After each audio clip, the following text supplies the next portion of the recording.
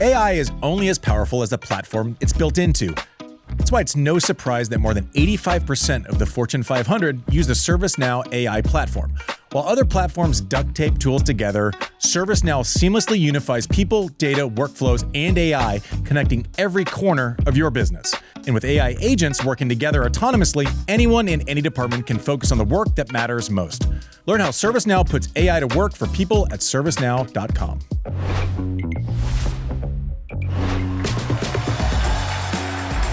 Hey everyone, welcome to Quick Serve, brought to you by ServiceNow. Thank you for going through these 2 weeks with us. Thank you for subscribing. Thank you for watching us. It's been pretty great. And Carlos Alcaraz leading the day. Lots of storylines, and we'll get to the historical context and the Novak of things, but simply has just walked into the conversation with the best of all time. There's only so many people on earth that can walk around and say to any Grand Slam venue and be like, oh, I won here too. The youngest to have ever done it by a couple of years, edging out Rafa. And then after Rafa, it jumps too. It's not as if there's like Rafa and then there's like three people close like within a year. Mm-hmm. He leapfrogged most of the field. Never made it past the quarters of Australian Open before. And said, "Oh, well, let's skip a couple steps and just get straight to the winning." But just it's crazy to think. And I was actually talking with Brooke about it just now before we came in. And you know, she likes tennis. She obviously it's like my life, but it's not her orbit. I don't know that she knows the details of all the matchups, and that's good perspective sometimes because she goes. We just chat about it, and you know. Giving her the little rundown, and she goes, how lucky is tennis that after the big three, big four, you have this guy whose game you can't take your eyes off of, who looks like he's having the best time ever all the time. Yeah. Like, how do you even script the fact that you have this kid whose body is electric, who can hit all the shots, and then she's like, Novak is like, you know, clawing and scrapping and fighting and around, and you kind of get this intergenerational thing where they're chasing Novak, and you know, it's just there was going to be an interest vacuum in the absence of talents like Alcaraz, Sinner, and Sinner's fantastic. Alcaraz with what he does and it jumps off of it's like the most mainstream offering that you could have hoped for. Mm-hmm. And yeah, he's and he just delivers. He's like, he has like DJs sitting in his box with him, you know, and he's just cool. He has a connection to you. He's 22 years, 272 days. That's how old he is. And that makes him the youngest to complete the career Grand Slam, but also makes him the youngest to reach 7 career Grand Slams, edging out Bjorn Borg by 5 months. And he becomes the first man in the Open era to win each slam in his first finals appearance, joining the only other person on the planet to do it, which is one Serena Williams. And so I think he just, all of those achievements are so easy for any sports fan to understand, right? Yeah. You don't need to be a tennis insider to understand that greatness. And doing it before 23 years old is insane. Yeah, you don't need to have a PhD in tennis history to understand.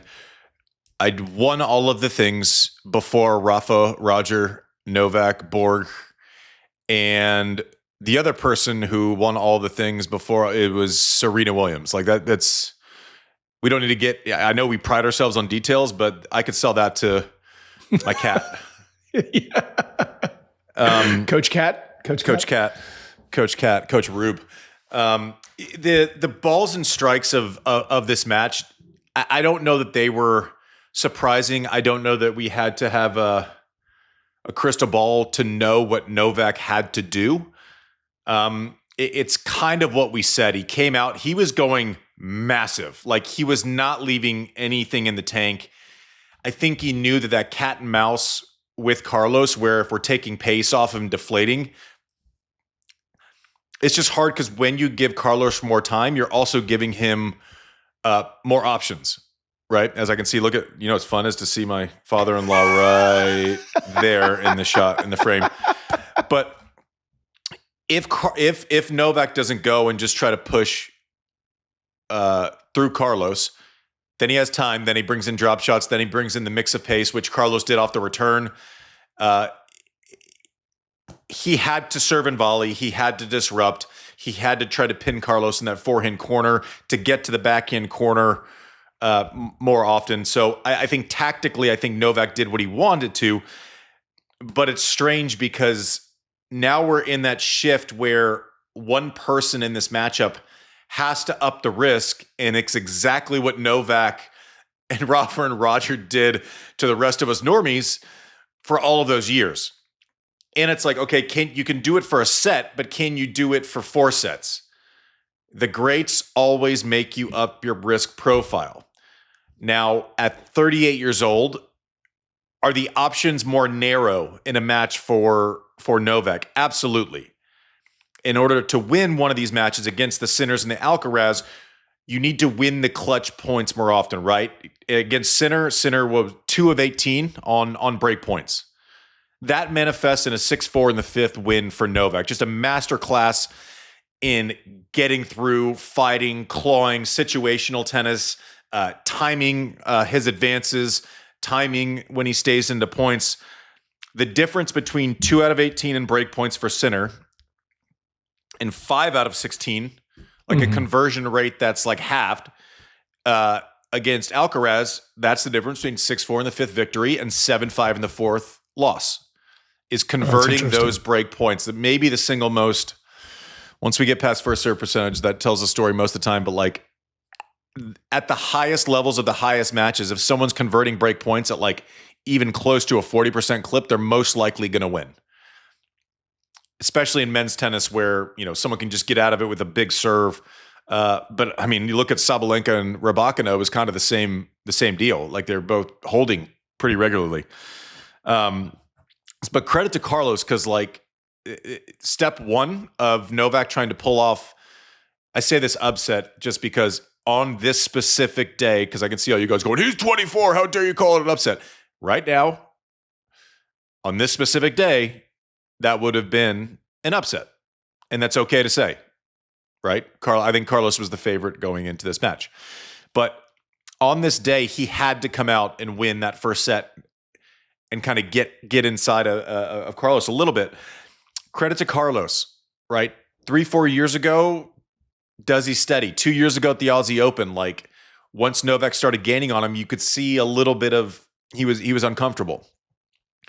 Steadying the ship. Listen, I know you've done it 24 times, but at least up until this match, I've done it 6 times in a pretty short amount of time. Like he's getting to that point where he is going to get settled. He hasn't really seen much before, and he knew that he had maybe more options, more different pathways to victory, where I think the pathway was a little bit narrower for Novak strategically. Now, if you want to have some fun, go to the AO app, the highlights package. At 5-6, when Carlos was trying to win the tournament. Novak serve, Novak punch. Carlos literally went into lockdown mode against the lockdown king. Everyone's going to skip to the forehand miss or the backhand miss cross court that it hit like the top of the tape and it looks like a bad shot and he missed it by like the top of a bottle, like this much. He fought off like 4 or 5 haymakers, hit a chip forehand line that had a little, it's just went lockdown. And they're like, well, Novak then missed 2 forehands. No, sure. When you're literally emptying everything you have into every forehand for 4 sets, guess what happens? Bueller, anyone? You miss a couple. Eventually. A strategy at scale becomes harder. A strategy in a smaller sample size, you're more likely to be able to pull it off. Carlos has now entered that conversation where you have to do something extraordinary for a very long time, right? It's tough to get on top of him. And the other point that needs to be made before I run through like how ridiculous his slam count is now is a lot of conversations and probably rightfully so at the time. Is hard his worst surface? Is hard? I don't know the answer. I think he's just kind of good on everything. But like, I mean, the way he won the U.S. Open against Sinner, and then the way he played this final against Novak. I don't know. It's a fun conversation. I would love to get. He has three slams on hard. I know, but I don't know if it's his best surface. I don't know if I think it's probably clay. If against I don't know. But that's like a ridiculous conversation, right? There's three, and I'm like, I don't know. I don't know what's first. I don't know what's last. It's like a Ricky Bobby quote. It's like whatever he prefers that day. I don't know. Like, or maybe it's whatever just what he doesn't prefer the most would be his worst that day. Or maybe if it's I'm feeling good. It's a big for the rest of the field. I don't care what's under my feet. It's just ridiculous. And so I have this conversation often where historical context matters, and I think we get a good job off the top. And you had some really good stats there, Mike. But like, I think of when I'm growing up, and absolutely, like, I went to London a couple years ago and had to do a charity hit, and I'm on one of the courts at Queen's Club, right, doing a little hit and giggle, and then who walks out on the court next to me, and I like froze. I couldn't even breathe, and it was Stefan Edberg. All right. And I say that because I'm a player. I played in slams. I know a lot of people, and this is a tennis thing. He has that impact on me. However many years later, he had 6 Grand Slams. Becker, 6 Grand Slams. He's staring down the barrel of Johnny Mack has 7. Like one of the all-time voices, one of the most famous people in tennis history. He's now equaled at 22 years old with Johnny Mack. Someone that never gets talked about enough, in my opinion, is Mats Wilander, who he's now tied at 7. Like, these are monsters, and he's caught them at 22 years old. And now goes into the French Open, having won it the last 2 years. Last year, one of the greatest matches in history. And he's looking at Jimmy Connors, who played till he was 40. Andre Agassi.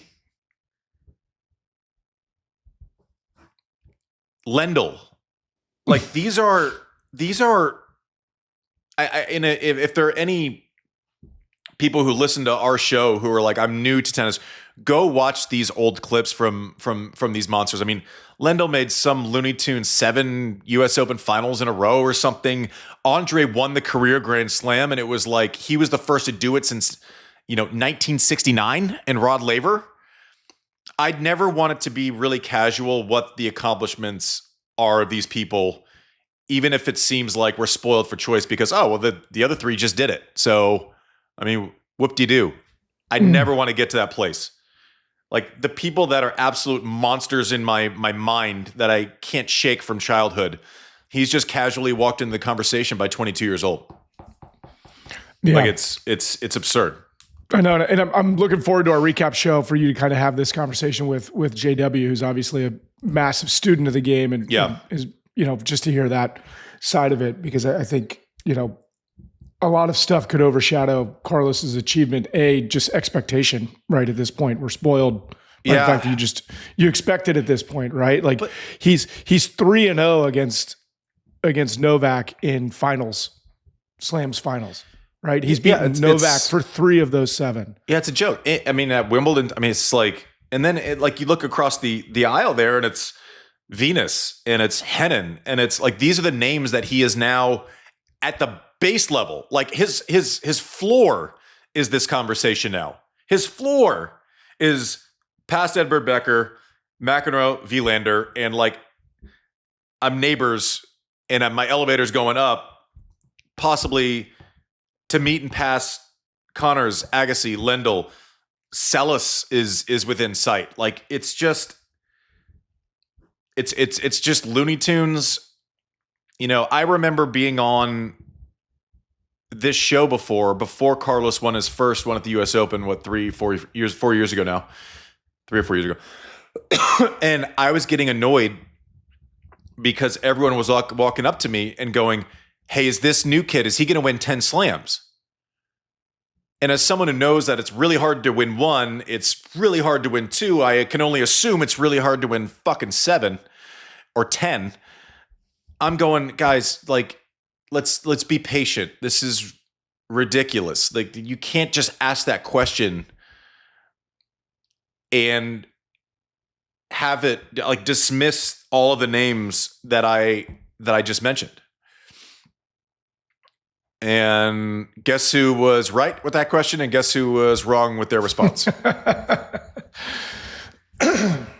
You know, it's just, I feel like I'm in awe of what he's able to bring on the tennis court and the improvements he's made, and the serve and the backhand he used to miss sometimes. It was like looked a little overextended, you know? And oh, by the way, like, there's 2 things I want to get across with this. And then we'll close before we get to because we'll save some for the recap with JW. But there's a couple things. Anyone who is like, see, he doesn't need JCF. Okay. 1, wildly impressive with all this upheaval that he's able to go in there and win a slam. Crazy, good job, team. Also, forever, the product of Carlos will be tied to the development work that JCF and Carlos did. Forever, and it's like, this slam was without JCF. No slam will be without JCF for the remainder of his career. Right? That's like saying we did a renovation and you still are thankful for the foundation of your house not cracking. Right? Just because you can't see it doesn't mean it's not one of the most important pieces of the puzzle. So, yes, unbelievable effort, like talent wins, credit to his team for calming the storm. A lot of question marks. Had he struggled early, we would have all been wondering. And rightfully so. Like, that's a natural conversation to have. I think this was a massive win just to kind of get that, close that door, close that chapter. I mean, they split on like December 17th, and here we are, February 1st, and he's quieted that narrative.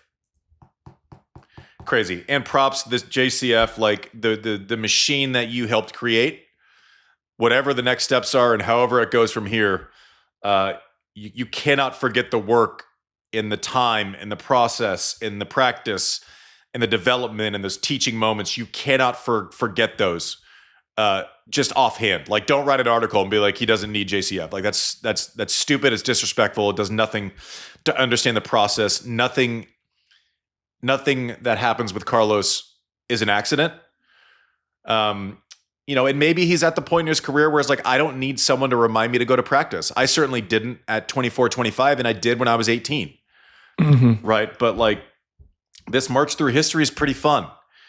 And the other thing is like, don't separate. Sinner is in this conversation. Let's not be victims of the moment. They're going to have this thing forever. And if someone wins 15 and someone wins 8, don't disassociate the two.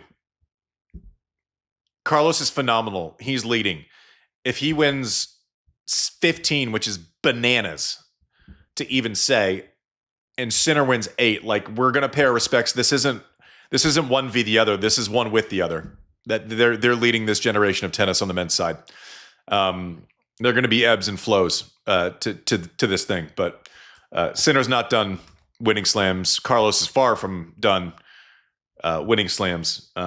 It's just fun to watch progress in real time, and credit to Novak, man. I don't know how you get through the first week, defaults, ball kids, and then you beat Sinner. Like, guy understands tennis. It's not be in a rush to close the door. I'm in a rush to see him play it. You know, French Open, I think, is difficult at this point. Like, you need your body more and you need to be able to play defense. But like, I don't know. The only thing I'm in a rush is to see him try at Wimbledon again. Yeah. He did have a really good post-match speech, made a joke about seeing Carlos for the next 10 years. And then he was like, nah, just kidding. And it was about a 5-minute speech, but he had a bite kind of towards the end, thanking the Australian fans. I wanted to have you take a quick listen to it before we wrap. And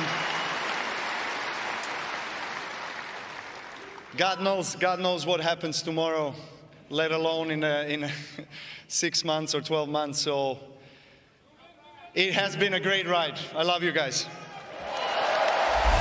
Oof. Class. Yeah.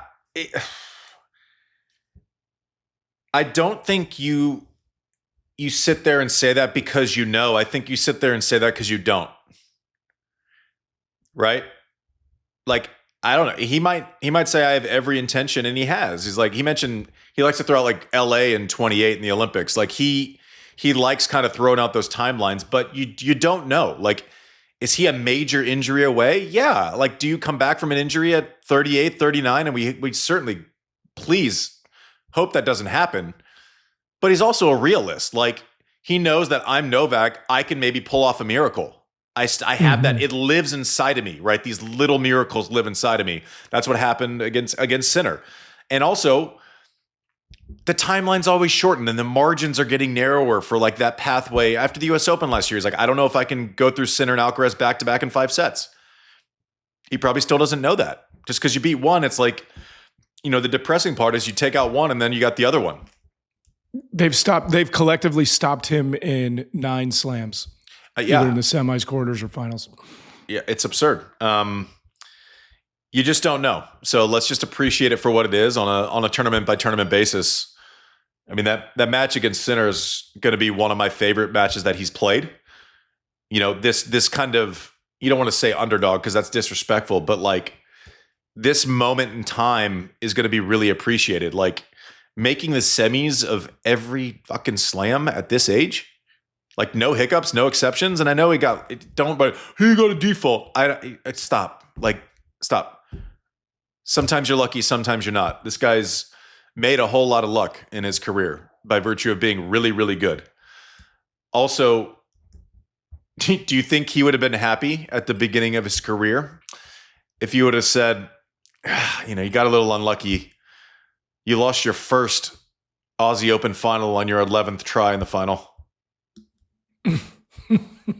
10-0 before today. And you just happen to lose to the youngest kid who ever pulled off the career Grand Slam. I mean, it's just, when you say these things out loud, it's just bonkers. Especially like, I realize how hard it was to do anything in this game. And then to have this level of excellence with Carlos, with Novak. Listen, Novak, Roger, Rafa, they set the example to where, Carlos doesn't think impossible exists now. And it's because of them. We'll see with the recap show. We're going to come in a little bit later. I think JW went to sleep finally. After this final, he's going to wake up in 6 or 7 hours before he gets on the flight. But here we are. Thank you for watching Quick Serve with us over the last 2 weeks. You've been awesome. Thank you for subscribing. Thank you for spending days with us. Thank you for chatting on our Substacks. Did I get that right, Sean? Are you proud? Yep. You got it's it just right. a Substack, but very good. Oh. You said stacks. Just a Substack. It's just one? It's just one just stack? One. Yeah, you can find the Serve newsletter on Substack. I have a question. But it's one Substack, but I assume other places on Substack, there are more Substacks. So then there's Substacks? I'm going to have to look into that. This is what you came for, the hardcore analysis. Thank you for being a part of this Serve community and sharing with us. This has been brought to you by ServiceNow. What a fun slam. Appreciate you guys. AI is only as powerful as the platform it's built on. With the ServiceNow AI platform, your AI, data, and workflows all work together, connecting every corner of your business. To see how you can put AI to work for people, visit servicenow.com/AI-agents.